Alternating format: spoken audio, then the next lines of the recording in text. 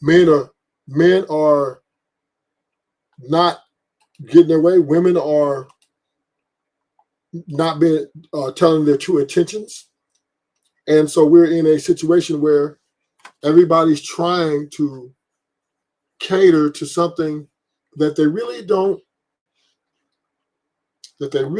have the true idea or true identity of what's going to happen, or at least how to cultivate one. And what I mean by that is when you're in a relationship or marriage, you are living for someone else's or to someone else's conditions. And you can't be who you are. You can't be who you want to be. Right? And this is why they just such a bad thing to get in. It's just such a bad deal to take because typically there's just only so much you can do. There's only so much time that you can be living in for somebody else. It's just going to go bad, right? It's just very toxic. This is how you get toxic relationships. Because the real you is going to come out. The real her is going to come out. And when you, at the end of the day, as you find out the real you and her, you guys aren't compatible. You guys are not suitable to deal with each other. See, the best compatibility is transparency, right? But now, once again, if you're transparent, if you're able to be transparent, and that person is able to accept you for who you are, and not who they think you can be, man, you got a good deal. But more time than not, in a lot of these marriages and relationships, people are living a lie. They're living for the other person's conditions. And this is very hard to maintain, very hard to keep afloat, because then what happens? Once those conditions are met, once the truth comes out, you then are, now it's like, oh, well, damn, I got to get to know this person all over again. Or they got to get to the person they know all over again. So let me give a really good example of, right, you can't have your way. A lot of these men can't come tell their women, hey, baby, I like you. I think everything's good. But I'm going to continue to, hang out with my friends. And I'm going to continue to, have my friend group, and we're going to continue to do the thing we do until the day we die, right? Or until we just don't work no more. And those things typically will cause the relationship to end. Living for someone else is very difficult. Because the more you try to conform, the more you are transforming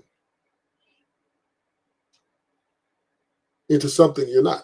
You're trying to, and some people are actors, right? Or actresses. A lot of people are actors and actresses. But that's just being a great actor, great actress is within minutes, right? Hours. But to do it for a lifetime is just very difficult. It's very difficult for two people to be with each other and try to accept the truth for who we are. Right? Everybody's judging. Everybody's judging everybody. Marriage is a lie because the wedding vows are delusional.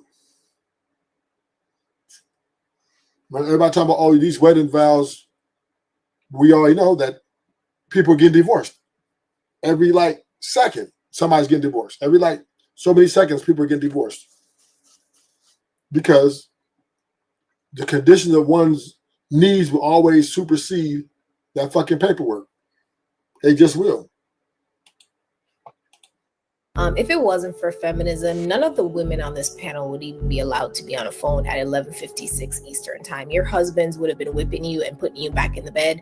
You would not have been able to speak your own voices. You would not have been able to have your own phones. You would not have been able to have your own credit cards. You would have had to be in the back. You couldn't have been talking right now. So you saying feminism isn't important while actively on a phone that you were able to pay for with your own money, wild.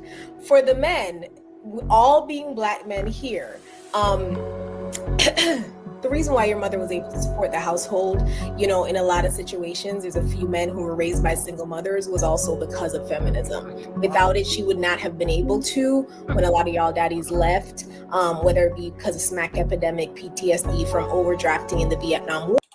And this is why we're so divided.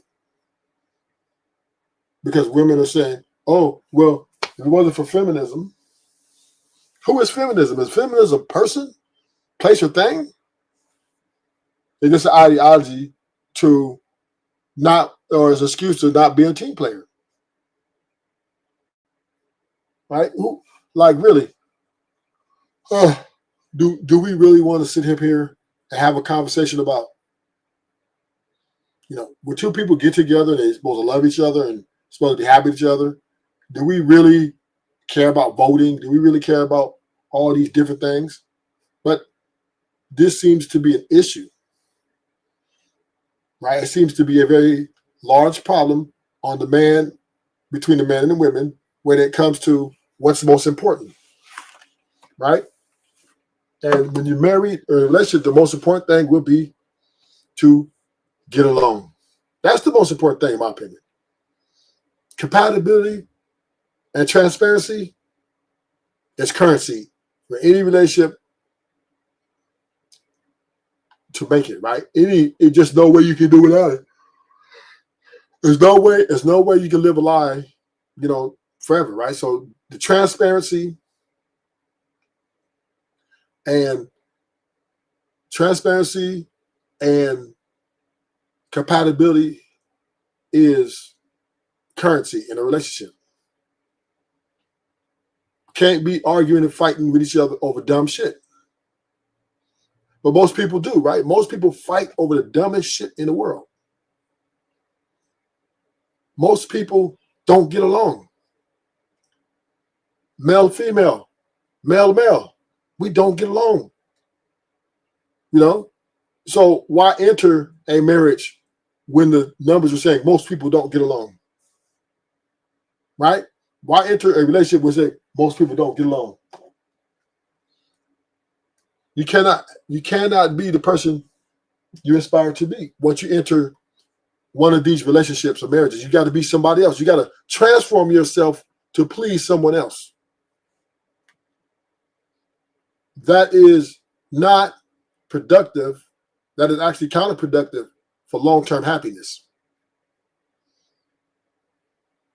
Living for someone else is not a fun job. If you can't be who you are, who you aspire to be with the person you love, then you might as well not be with them at all. Faking it till you make it is just not a good formula. It's not. Because what happens is when you try to fake it till you make it, then you get offended.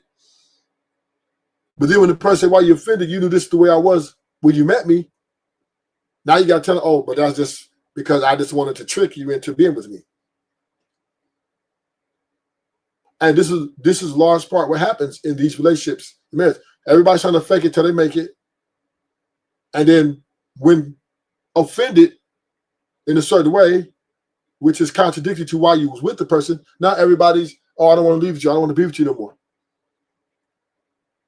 The only authentic thing can be accounted for is when you're alone, you don't have to live for nobody. See what I'm saying? When you're single and you like to mingle, you don't have to live for nobody. You don't have to lie to nobody about nothing. Right? And you don't have to be a therapist. You do not have to manage nobody's state of well-being, manage their, their mental. I ain't signed up to be no damn therapist.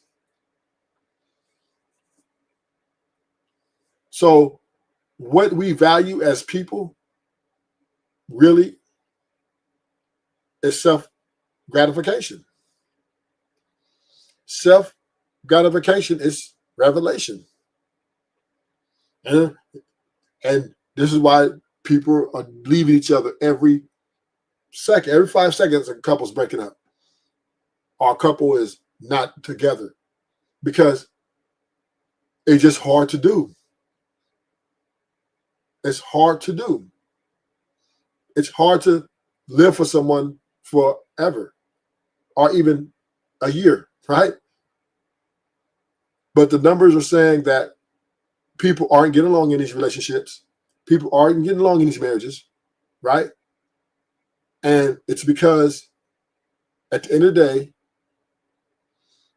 no one can be who they truly aspire to be in these institutions so that they can get the best out of themselves. And this is just part. This is just in part. And let me give an example. Monogamy is idea for, exclusiveness. What's up, Jude? But the problem with exclusiveness, right? You're now holding each other to a standard which most people can't meet, right? So the guys, are you going to have sex with just one girl for the next 20 years? That's very difficult to do. Women, are you going to have sex with just one guy? Are you just going to have sex with one guy for the next 20 years? We find out is very difficult to do. And this is why the divorce rate is where it's at. See, we just got to take a look around us. All the information is right before our eyes. Everybody's living this situation. Everybody hearing the homie who had a girlfriend and she was sleeping with his friend and he found out, or everybody has a couple who, they argue every 5 minutes about the dumbest shit, right? Everybody got a friend of a family of a friend who they've been married for 10 years and they don't even like each other, right? Everybody knows somebody that's having a toxic relationship. Everybody knows these people. The information is right here before us. This shit doesn't work because everybody's toxic in some kind of way. The women are toxic in their way. The men, we're toxic in our way. So what happens when you bring toxicity together? It's motherfucking dynamite. Now, there are some people who can, last a good time because some people feel, particularly the men, feel like they can't live without a woman, which is okay, right? Which is fine. But the problem is most of these guys are getting ran, right? The wives are the bosses. These women are wearing the pants in the house. And they're totally fine with that because long as she's not cheating, right? Long as she ain't out fucking nobody, I'm good. I'm good. And they're settling, right? And on the woman's part, they're opposite. Women are saying, okay, if you don't make my roster the way I want it to be, if you don't fit into my mold of what I need you to be for me, I'm getting rid of you. I'm replacing you. So women are leaving men like it's nothing. Men are expendable to women because women are pushing, we don't need a man. And so now that the women are saying they don't need a man and the men are saying they can't live without women, we have a divide. We have a divide. The divorce rate is 800-some thousand times a year, so marriage is not the answer. And then we hear about, everybody knows about the sexless marriages. Everybody has a friend that their wife haven't been together and they always at the party smiling, laughing. But then next thing you know, they're getting divorced. A lot of people try to fake it till they make it, but they just can't do it no more. And the women are not even doing it. They said, fuck it, I'm out of here. So we are in an era where people are living for themselves, right? Especially the women. The women are living for themselves. They no longer are going to have to fake it till they make it. And they're not going to fake it till they make it. They're not going to fake it till they make it. If it wasn't for feminism, none of the women on this panel would even be allowed to be on a phone at 11:56 Eastern time. Your husbands would have been whipping you and putting you back in the bed. You would not have been able to speak your own voices. You would not have been able to have your own phones. And this is why we're at such a divide right now. This is why we are in a, I would say, chaotic type of relationship era. Because you hear what she just said. Oh, if it wasn't for feminism, women wouldn't be able to have their own phones. What the hell are you talking about? When feminism came about, there was one phone in the house. And if a woman wanted to get on the phone with her family and friends, men weren't stopping women from talking on the phones. And the only reason women didn't have bank accounts because a lot of them didn't, it was a one-pot rule. Right? Any money they brought, resources they brought back to the house, it'd be thrown into one pot and the man be left to manage it. That was the only reason they didn't have bank account. It wasn't that men would say, oh, well, women, we just can't get a bank account because they're incompetent. No, women didn't have bank accounts back in the day because it was a one pot rule. When you met, most women were given to marriage with a man, and then any money that she was bringing in extra, she would give to him in one pot, one bank account. Because when you're married, right? When you're married, it's a family account. It was one pot under the man's name, and he was managing the family. That's all that means. But it wasn't that they didn't think women were competent. Like it just the man was considered the head of the household. And at that time, the men were making all the money, more money than the women. So, I mean, it made sense. One pot rule, but that one pot the man had, he would take care of the family. And that doesn't mean they thought women were dumb. They didn't think women were not smart enough to have a bank account. No, that wasn't the case. It was just the one pot rule was efficient enough to run a family. That's what it was. Women were not being oppressed, right? Back in those days, it was just the way things were. It was just the way things went. It was a societal thing. Well, okay, because most women were giving away to their dads would give them away to their husband. That when the dad would give his daughter to the husband, the husband would take on the responsibility of taking care of that woman. What's up, No Chaser? But now, if that woman had money and she had a job, right, all she would do is bring the money back and it'd be in one pot to take care of the house. And any extra stuff, gifts, things, then it will be, that's how it would go. But feminism, all feminism did, or the ideology of feminism just, it helped booster the woman's ego to think she deserves more or she deserves equal. And it also helped women to tap into their masculinity. And it was always there. Women have always been the same way. It just, feminism kind of uprooted and helped it grow. So this is why, you can't have two different ideologies that run a house. It just doesn't work. You would not have been able to have your own credit cards. You would have had to be in the back. You couldn't have been talking right now. So you saying feminism isn't important while actively on a phone that you were able to pay for with your own money, wild. For the men, all being Black men here, the reason why your mother was able to support the household, in a lot of situations, there's a few men who were raised by single mothers, was also because of feminism. Without it, she would not have been able to when a lot of y'all daddies left, whether it be because of smack epidemic, PTSD from overdrafting in the Vietnam War, or, them going to jail for over incarceration. And she attributes that. If a man could not say he got PTSD and he couldn't take care of the family and she got a job to take care of the family, she attributes that to feminism. No, women, before feminism grew, women have always been able to work. They always been able to work. And if the relationship didn't work because the man failed, the government put in assistance programs to assist the woman and aid the women in raising those kids in a healthy home. But that was not feminism. That was just the way society was set up to say, okay, if the man fails at being the provider for the family, the government would step in and give you assistance. They have programs, the SNAP program or the whatever program to help the woman. And it wasn't that, it wasn't feminism. It's just that, I guess when they put the society together, they saw that sometimes the man could get injured or the man could die or whatever. And some women were left, to fend for the kids. So they put in place, okay.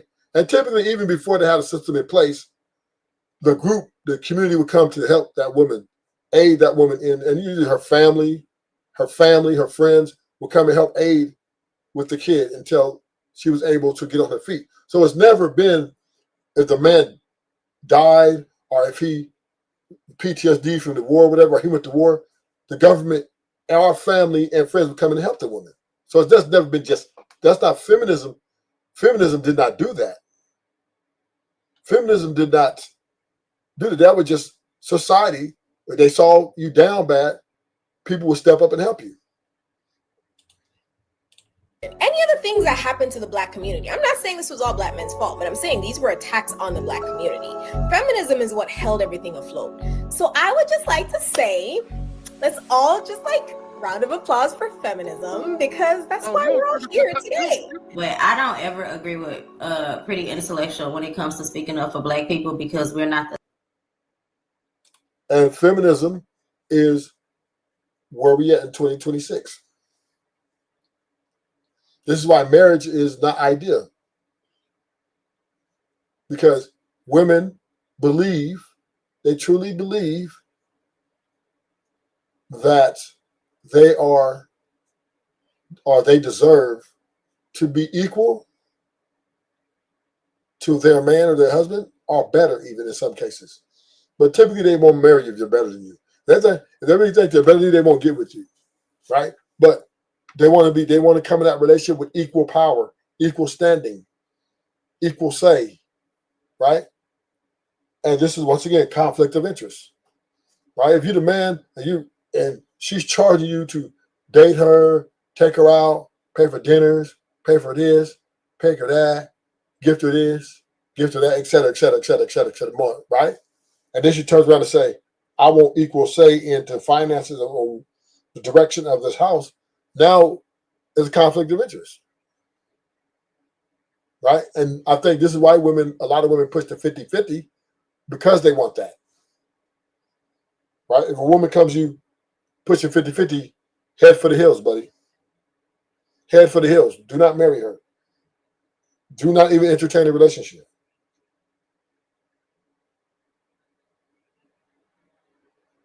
Because now she's moving for power and control in the house. And she wants to be in on every decision, just like she's the man, just like you. Because this is why the divorce rate is where it's at. Relationships are just destroyed every day. Now, when you talk about, now we do have to separate. So the white boys, they just getting crushed, so they're going to continue to get married. Asians too. They're going to continue to get married because they are bowing down. They're bowing down. White boys are bowed down to the women, to their white women. Asian dudes are bowed down to the Asian women. Now the black women, they're trying to get the black man to bow down. And some of the black men are bowing down, some are not, right? It's still a hefty percentage of black men that are not complying to the woman running the house or the woman being equal, right? So this is why the divorce rate is very high amongst black people, more than any other race. And this is why black men are dating outside a lot, right? We date outside more than any race because black men just can't A lot of black men are not allowing their women to come in and run the show. So, but the white men, they get dog walked. They literally, only thing they need is just a leash. Asian men, they got a leash. Yeah, their women are running them 100%, undoubtedly.